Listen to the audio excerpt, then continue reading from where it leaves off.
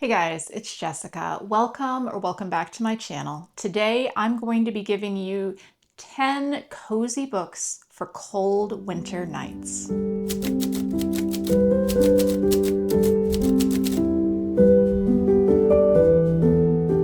When the nights start getting longer, I find myself reaching for books that give me a little bit of light, books that make me feel like everything will be okay in the end, books that are comforting. And I thought I would share with you today 10 books that give me that certain kind of feeling. And before we start, I do want to explain what I look for in a book that I would consider to be cozy. I like a book that has a plot and some amount of stakes. It doesn't mean that it's a story that doesn't have any darkness. It doesn't mean it's a story where everything is going to go happily along, because I sometimes will get a little bored with something like that. But these are books that make me feel hopeful and books that just have that certain cozy feeling. So I would say that I will do my best to mention if there's something in one of these books that I think you might want to look up some content warnings or something like that before you read it. But these are all books that, to me, are perfect examples of what it means to have a cozy read. The first book I'm going to give you is a book by T. Kingfisher, who is always one of my favorite authors to give me that comforting, cozy feeling. And the book I've chosen for today is A Wizard's Guide to Defensive Baking. And this is a book that I think feels a little bit unlike a lot of her other books. Our main character is a young girl. I think she's 14 years old. Her name is Mona, and she is a baker. She's also a wizard, but the smallest kind of wizard imaginable, in that her magic only works on bread. So she could enchant a gingerbread man to do whatever she likes, but she's not so much going to be with the big spells. She's not going to be raining lightning down upon the city. But what happens when everything has gone wrong in the place where she lives, and Mona and her bread and her gingerbread men may be the only one who can save everyone? I thought this was such a fantastic, cozy book. I would recommend it at this time of year just because of the gingerbread men, although I will note that it is actually set in April. But no matter, gingerbread men, I think it is perfect for winter, and I think it will give you that cozy winter feel. It is a book that is not without stakes, that are not without battle scenes and violence, but Mona herself, being the center of this story, is such a moral center. She is a character who does not want this. She did not ask to have her bread have to save the world, but it is her, and she's going to do the best that she can to save the people that she cares about. And I just thought it was a fantastic and sweet and cozy story, and it's going to be the first one that I recommend on this list. The second book on my list is the first book in a series, and I would recommend all the books in this series that are out so far because I think they all have a very, very cozy, lovely feel. And that book is The Hexologists by Josiah Bancroft. This is a fantasy mystery series. In this series, we are following a married couple as they run their own detective agency in a world where there are these different forms of magic. It is a world that feels very modeled after early 20th century Earth, possibly America or England. Isolde is a hexologist, meaning that she uses hexes. That is the form of magic that works for her. There are other forms of magic, some of which are actually banned within this world. But they do, as I said, run their own detective agency. And one day a courier from the king comes to them and says that they need to figure out who has cursed him, because he is determined to have himself baked into a cake, going so far as to place himself inside a lit oven, which is obviously not normal behavior for a member of the monarchy. So they do take the case. What makes this so cozy is that it has a very gentle and sly sense of humor, and also that our main characters, that married couple, have just the sweetest and most established relationship between them. They love each other. There is no drama. They support one another, and they are just They are just perfect. I think if you're looking for a cozy mystery series that also has, I would say, a little bit of an H.P. Lovecraft twist to it. Definitely, this world is also very, very inspired by those works. It has a sense of darkness to it. The mystery is fast-paced. It has to do with a lot of secrets from the past of our own characters as well as within the world, and it's very, very well done. I actually like the second book even better than the first book in this series, but I think that you would be very pleased to pick any of these up as a cozy read in the wintertime. The third book I have for you is Automatic Noodle by Annalee Newitz. This is a little novella that came out earlier this year, and it has a absolutely gorgeous, bright, and beautiful cover that belies a little bit, I think, some of the depth that we get in the backstory of these characters. We are following a group of robots who have been working in a ghost kitchen. So they have been producing food that goes out to delivery services in a near future San Francisco that has been torn by the Civil War that has led to California seceding from the rest of the United States.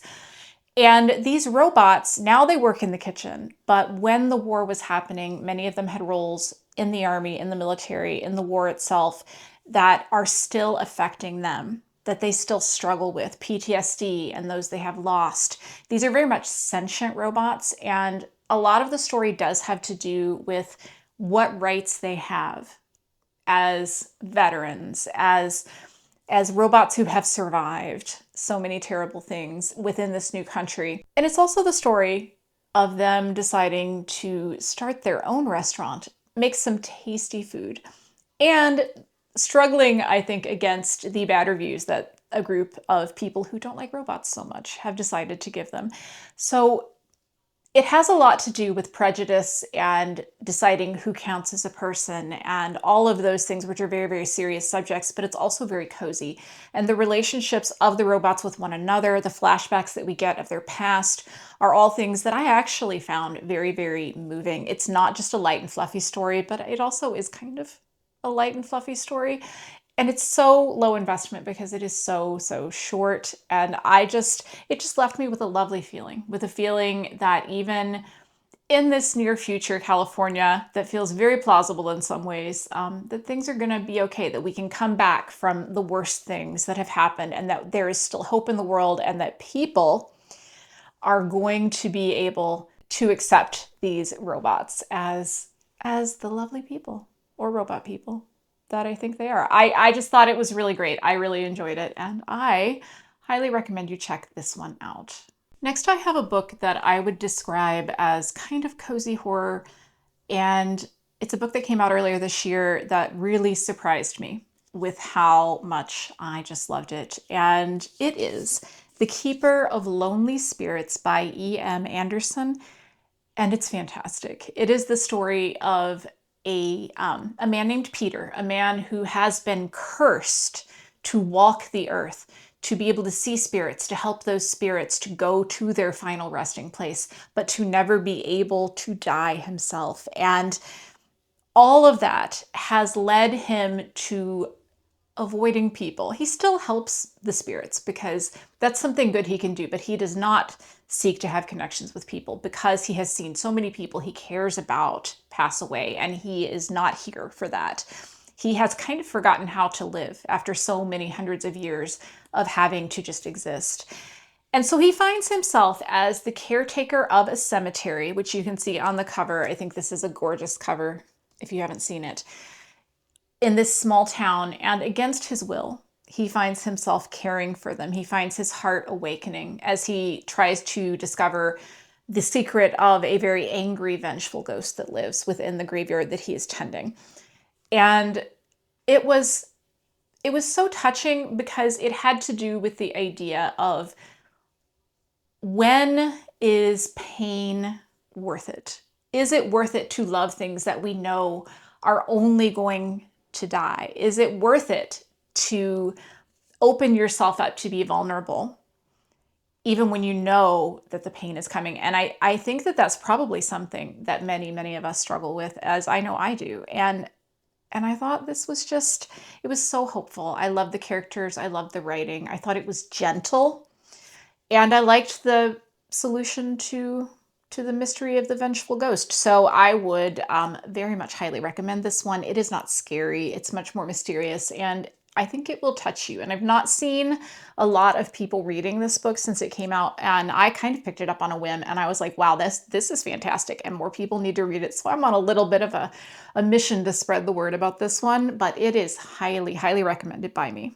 Next, we have the book that actually inspired me to make this list, because I picked this book up last week and read it in 24 hours and wept because it was so touching.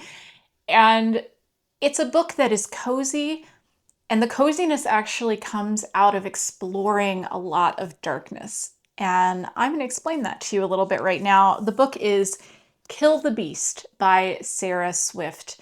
This is the story of a woman named Lisa, and Lisa has dedicated her life to destroying these beasts, these monsters that were created by fairies who have murdered her brother. So it's a bit of a revenge tale. She's very singularly focused on revenge and hating fairies and hating the beasts, and she has no time in her life to be close to anyone, to allow herself to care.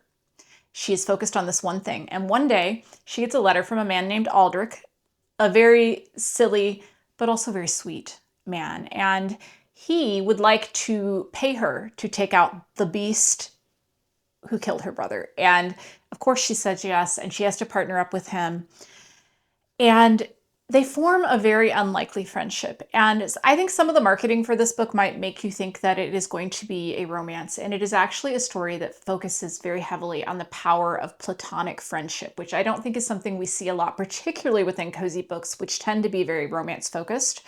I think that if you love the idea of that cozy warmth of learning lessons and all those things, but you don't want a romance, I think this one would be absolutely perfect. This book does have a lot of darkness in it, a lot of violence, a lot of bad things that happen, but the message of the book that you get in the end is so moving that I was sitting on my couch sobbing. And I just loved it. I loved everything about it. I loved the characters. I loved the lessons that it had to give us. I liked the plot. I just love the cover. Another fantastic cover. So many of these books have great covers. This is a debut novel that definitely does not feel like a debut novel, and I cannot recommend it highly enough. It is immediately one of my favorites of the year, and it's going to be hard to beat. And I highly recommend this one, and it's the reason that I ended up making this whole list. Next, how about a book for the high fantasy lovers out there? And that book is The Goblin Emperor by Katherine Addison. This is such an interesting book. It is a political fantasy about a young prince who never expected to become king because he's been kind of exiled for his whole life because he is half goblin, thus the Goblin Emperor. But one day, an accident happens and everyone in line for the throne except for him is killed. And so he finds himself in charge of a kingdom that he never asked for. And this character, his name is Maya, and he is just a character that wants to do the right thing. He is a character who is just good. It's a political fantasy where you are following someone who is trying to do the right thing because we should do the right thing and not trying to get more power, which I feel like in political fantasy or in politics in general, let's be honest, is usually what we see. And I just loved it. I loved following this character who is just trying to make the kingdom better. And I think if that idea sounds good to you, I think you might really enjoy this. It's not a fast-paced book. It's not even a book that I think is full of plot, but it is a book that is just soothing in some ways. There are things that go on. There are people plotting against Maya and things like that, but ultimately it is a story of good. And I really enjoyed it. There are some novellas following other characters within this world also that I still need to read, but this is a standalone fantasy novel, so I would highly recommend it if that sounds good to you. It's a little bit less cozy probably than some of the other books on this list, but it just has such a soothing feel. Next, I have for you another novella. This is a cozy science fiction book, and it is Sunward by William Alexander. And I read this one earlier this year, and I just really enjoyed it. I was surprised honestly, by how much it touched me. This is the story of Tova Lear. Tova is a captain of a very small ship. She's a courier. She's basically, I've said before, kind of like an intergalactic UPS guy. I mean, that kind of thing. Okay, so she is delivering things. She's out on her route one day and they come across a ship that is dead, and they try to figure out what has happened and what happened to the pilot, what about the cargo, and she finds herself in quite the conspiracy. But one thing you should know about her is that she spends her time when she's out on these long trips, on these long runs delivering things, she spends her time mentoring and fostering baby bots or immature AIs. And it is her job that she has taken on to raise them, to help them to discover what kind of personality they're going to be, what they're going to be good at. They are very much sentient AIs, so not just, an AI that runs the ship, but an AI that has its own thoughts and feelings and opinions on things. And she's done this for a long time. And one of the things that happens within the book is that she finds herself meeting up with all of the bots that she has fostered in the past. And that idea of this found family that she never asked for, of the good that she has done, even though she doesn't feel like she has done good, is just wonderful. The world that it's set within our galaxy, and it is a world in which we are not able to live on Earth anymore for reasons. And so we're scattered all over the place. So we have these people who have to deliver things. And there is a mystery that you will find out about. I found it very touching, and I loved the philosophical ideas behind it pertaining to AIs and robots and consciousness, and who, again, gets to be a person. This is the second book, I suppose, on this list where I have really wanted to talk about these ideas, but I really enjoyed this. Again, it's very short. It's 200 pages, I think, and absolutely worth it. So I highly recommend it. At number 8, I have another crossover series for you. This one is a sci-fi mystery, and it is Murder by Memory by Olivia Waite. Again, this is a very, very short book. I think it's the shortest one on this list. This is a little novella that the publisher describes as Agatha Christie in space, and I think that there is a certain amount of truth to that idea. I definitely think that it will give you those cozy mystery feels.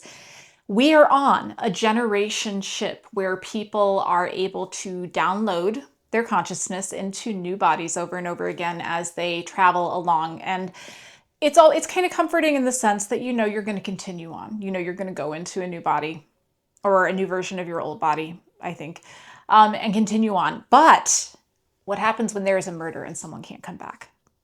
And that's the setup. We do follow a main character, a cranky older lady who loves knitting, who is trying to solve this mystery on this generation ship that does feel a little bit like the 1920s or 30s.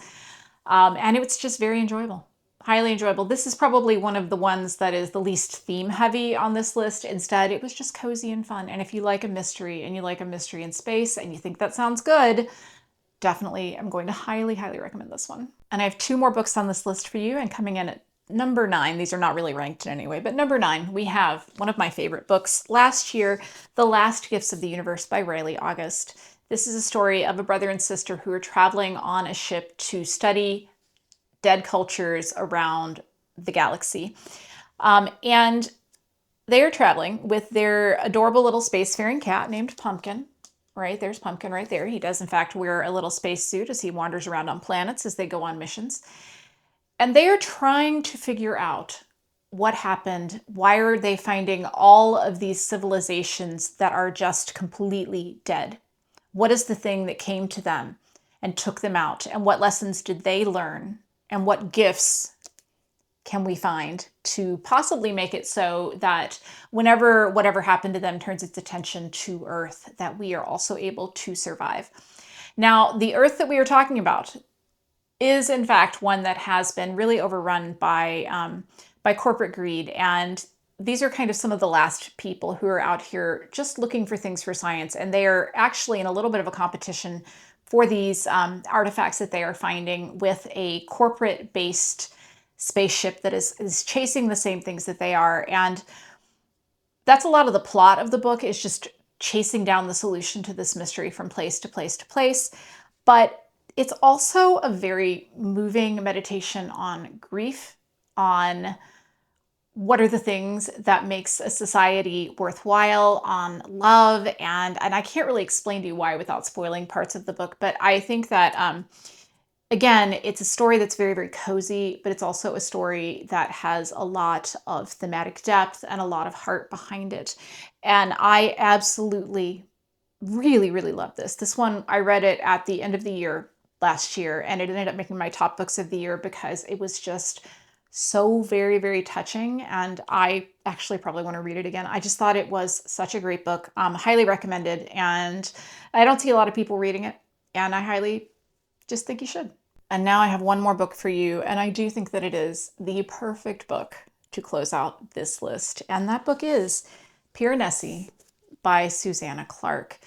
This is the story of a man named Piranesi, and he lives in an infinite house full of doors and windows and tides that come in and out and birds that are his friends. And the mystery of what this is and how it exists and how Piranesi came to be here is very much the story of the book. I am always very careful when I talk about this book to not say anything that is going to spoil any part of the plot for you, because I think it's very easy to spoil. So I'm just going to give you that setup and tell you that it is a book that feels very serene, that feels very calming, that just feels like it is showing you the most beautiful parts of being a human being. And hope that that is enough to get you to pick it up if you never have, because it is tremendously moving. I loved everything about this book. People will tell you it's confusing.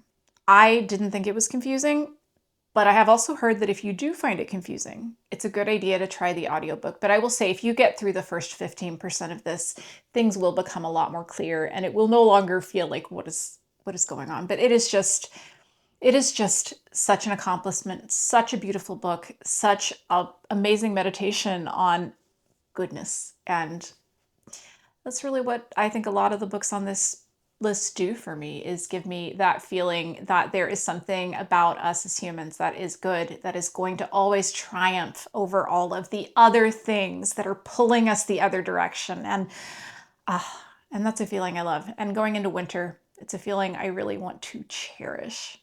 So there you have it, 10 books that I think are perfect to curl up with on a cold winter night that will really give you that cozy feeling. This is a list I could have chosen so many books for, because it is one of my favorite categories of book, and I hope that you found a couple of things that you can pick up. And I would love if you would leave me a comment and let me know what book gives you that perfect cozy feeling. I don't care what genre.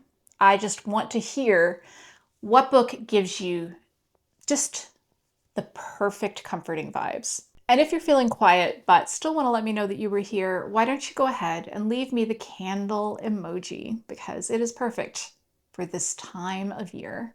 Thank you for watching all the way to the end. I will link a few videos below that are similar. If you enjoy speculative fiction recommendations, I hope you will stick around, because that's what we're all about here. And I hope that you all have a fantastic day. I will see you in the next video. Goodbye.